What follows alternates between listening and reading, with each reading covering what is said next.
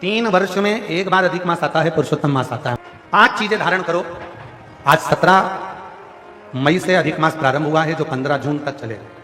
इस 15 जून तक के अधिक मास में 5 चीजें अपने अंदर धारण करना है। पहले नंबर का, शिव जी को 1 लोटा जल सुबह से लेकर शाम तक के बीच में कभी भी चढ़ाना जाता है।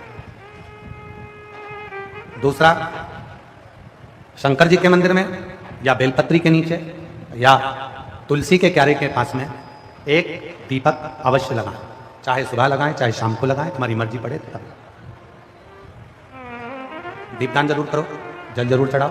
तीसरा, एक बेलपत्री को रख लें और उसी बेलपत्र को पहले दिन से लेकर 17 मई से लेकर अधिक मास के पहले दिन से लेकर अधिक मास के आखिरी दिन तक 15 जून तक एक ही बेलपत्र को एक कागज में या किताब में उसको रख लें। उसको रोज शिव जी को समर्पित करें। श्री शिवाय नमस्तुभ्यम बोलकर अपनी कामना करें। वापिस उठाकर उसको अपने किताब में रख लें। फिर कल वापिस समर्पित करें, फिर वापिस रख लें, फिर वापिस समर्पित करें।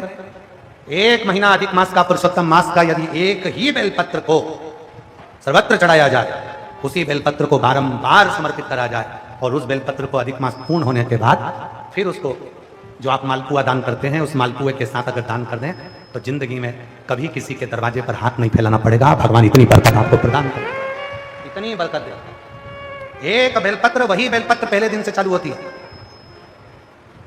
किसी भी शिवलिंग पर, चाहे पार्थिव पर चढ़ा लो। आप चाहें तो अपने, हम गुरुजी हम वहां पर नहीं है, हम कथा में रहते हैं, हम कथा सुनने जाते हैं, तो हम कहां चढ़ाएं? एक कंकर उठाओ, पार्थिव पे चढ़ाओ, पेड़ के नीचे पार्थिव बनाया, उसी पे चढ़ा के रख ली। फिर उसी को बेलपत्र को, उसी बेलपत्र को बारंबार पूरे अधिक मास के महीने में 1 महीने तक उसी बेलपत्र को चढ़ाना है, उसी को रखना है। फिर आखिरी दिन जो अधिक मास पूर्ण होगा उस दिन उस बेलपत्र को मालपुए पे रखकर शिव जी को चढ़ाकर लेके आना पहले, फिर मालपुए पे रखना और उसको रखकर फिर भगवान उस मालपुए को तुम दान। मालपुआ दान नहीं कर सकते तो तुम बतासे दान कर दो, पर मीठे के साथ उस बेलपत्र को दान किया जाए। बतासा है, मिठाई है, कोई 33 कोई भी सामग्री 33 जो मीठी हो वो रखकर आप दे सकते।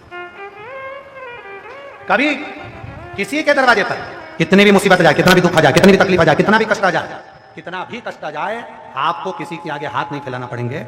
लक्ष्मी की व्यवस्था स्वयं मेरा कुबेरेश्वर महादेव, मेरा महाकाल राजा, मेरा विश्वनाथ स्वयं एक बेलपत्र वही चल। 5 चीजें करना है आपको। पहले नंबर पर जम के बोलो जल, दूसरे नंबर पर दीप, तीसरे नंबर पर बेलपत्र, चौथे नंबर पर भगवान शंकर के मंदिर में नंदी के दोनों सिंहों के बीच में से शिव के शिवलिंग का दर्शन।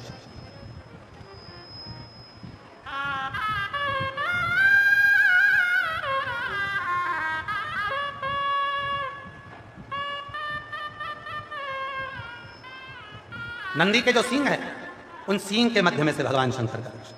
क्यों? इसलिए अगर पुरुषोत्तम मास में, अधिक मास में हम नंदी के दोनों सिंहों के बीच में से शंकर के शिवलिंग का दर्शन कर लेते हैं तो अपने अंतिम सांस तक शरीर के अंदर कोई बड़ी बीमारी कभी नहीं आती, कोई गंभीर बीमारी कभी नहीं। क्योंकि ज्येष्ठा का अधिक आया है। ज्येष्ठा का जो अधिक होता है उसमें अगर सिंह, दोनों सिंहों के बीच में से शिव के शिवलिंग का दर्शन करिए, शरीर में कभी कोई बड़ी बीमारी, ऐसी बीमारी नहीं आएगी जिसका इलाज है ही नहीं। रोगीले होकर, कष्ट भोगकर शरीर को नहीं त्याग, बहुत बड़ी बीमारी के साथ शरीर का त्याग नहीं करो। चौथा